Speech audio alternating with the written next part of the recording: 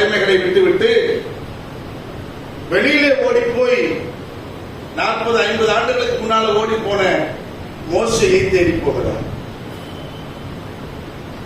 மோசையை தேடி போய் மோசையிட்ட சொல்றாரு, எப்பா நீ தான் போயிட்டு எகிப்துல பார்வோனோடு முறையாடி கருத்தியல் போர் செய்து என் மக்களை விடுவிக்க வேண்டும் என்று சொல்றார். அப்பொழுது அவர் சொல்றாரு, ஐயா எனக்கு பேச்சு திறன் கிடையாது. கருத்தியல் போர்னா என்னதான்? பேச்சுதான். பேச்சுல தான் கருத்தியல் போர். கருத்து உள்ள இருக்குது, ஆனால் பேச்சு என்ன பண்ண முடியாது, வெளியே வர முடியாது. நான் வந்த நாவுள்ளவன், திக்கு வாயுள்ளவன், பேச முடியாது. வரிசையாக ஒரு சென்டென்ஸ் என்னால பேச முடியாது. ஆகவே நான் அதற்கு தகுதியற்றவன், என்னை விட்டு